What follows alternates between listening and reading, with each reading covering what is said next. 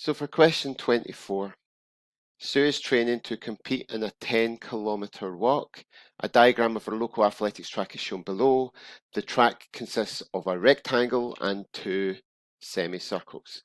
How many complete laps are needed to ensure she walks 10 kilometres? You must show all your working. Now, first of all, we're looking at the curved lengths of these. So you can see if we put those 2 semicircles together, it would give you a full circle. So basically all we're looking for is the circumference of a circle. So the first thing is pi times diameter. Now you could have used 2 pi times, what's 2 pi r? But this one here is I've put down as pi times diameter. The diameter is 50 meters. So it's 157.0796, and then I add 150 plus 150, so these are the 2 straight edges of the track. Now eventually what we're wanting to do is get the perimeter of the whole thing, so that means we're adding everything all on the outside of this shape, and that's what we've done here. So we've added the curved lengths plus the straight edges, and we've got 457.0796. Next is to change 10 kilometers into meters, keeping the units consistent with one another. So we've already got the perimeter of this lap is basically in meters, so we'll change 10 kilometers to meters. Next step is we've basically taken that 10,000 and divided it with 457.0796. This means that you're just trying to find out how many of those fit into 10,000. And we see that it's 21.87802. In the question, it says how many complete laps. So instead of putting 21 or whatever, you know that 22 would make sure that she walks 10 kilometers. Okay, 25, it's a graph. So this is kind of real life graphs. So it's a graph, shows the fare F for a taxi journey of miles with trusty taxis. So look at the next question on this one, and it says calculate the gradient of this straight line. So we look at trusty taxis here, and to get the gradient of a straight line, we pick 2 points. Points that can be easily read, so you can see it's 14 and 8, and then this one is 11 and 6. Okay, so pick 2 points and then draw a right angle triangle. Now, the gradient of that line is basically rise over run. So rise is the up and down part, and the run is going across the way. So it's going to be 3 divided by 2. And what you've got here is 3 divided by 2, which is 1.5. So the gradient is 1.5.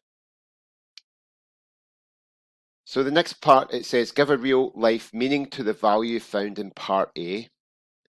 Now, if you look at the graph, it says fare is pounds and the length of journey is in miles. So it's per mile for the answer. And you'll see that it's each mile costs £1.50. That's taken from the gradient, £1.50 for every mile. So question C, it says classic cabs charge a minimum of £4 plus £1 for each mile travelled. Draw a graph for the cost of a taxi journey with classic cabs on the same grid as trusty taxis. So it says charge a minimum of £4 plus £1 for each mile. So if we go back to this graph, you'll see that this classic cabs line here, we started at 4, and for every mile you go along, you go up £1. Every mile you go along, up £1, and you keep doing that until you get a few points, and then just draw a straight line.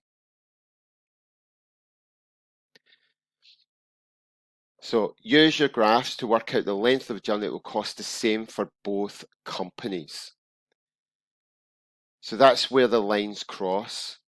And so you can see it there, it's £8 there, and length of journey is 4 miles.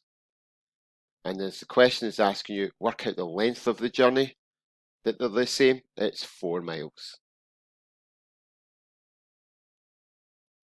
So 26 is a Venn diagram.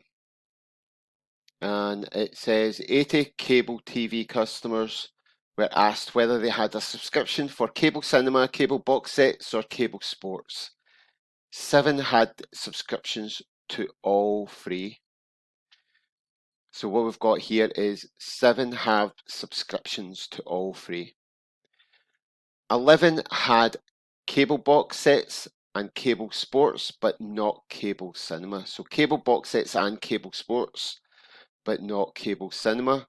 So it's going to be this one here. It's 11 for that one. So 14 had cable box sets and cable cinema, but not cable sports. So cable box sets and cable cinema, and you'll find that this one should be 14. Cable box sets and cable cinema.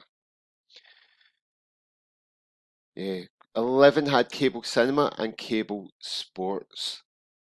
So if you see cable sports is here and cable cinema is here, and these two here should add up to 11, and that's what we've got there.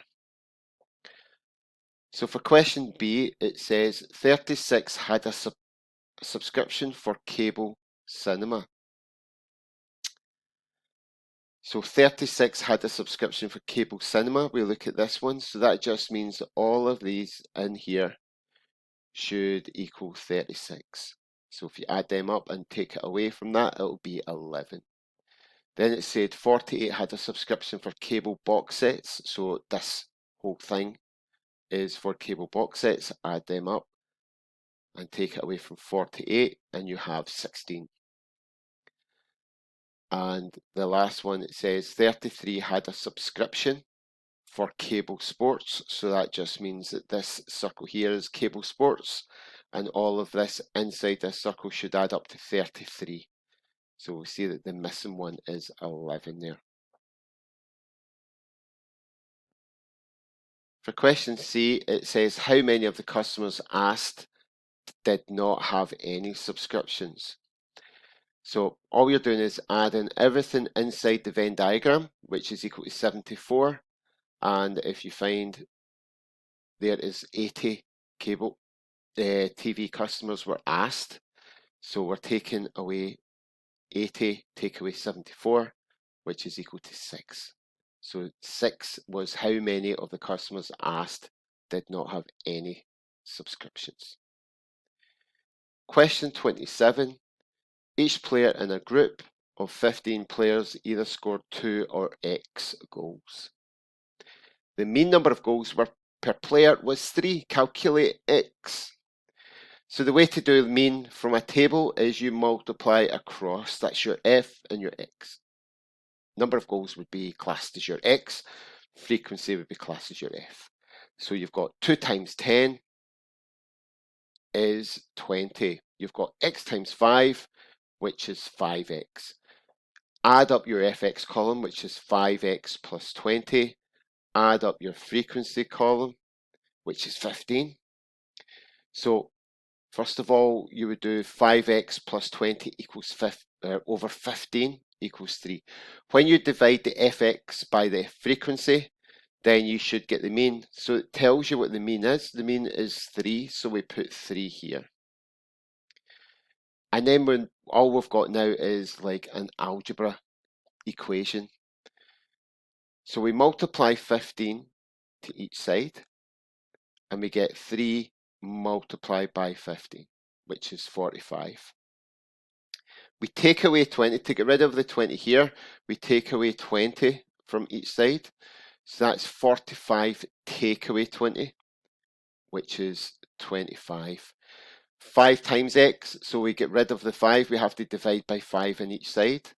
So it's 25 divided by 5, which is 5. And so the answer for x, because it says calculate x, is 5.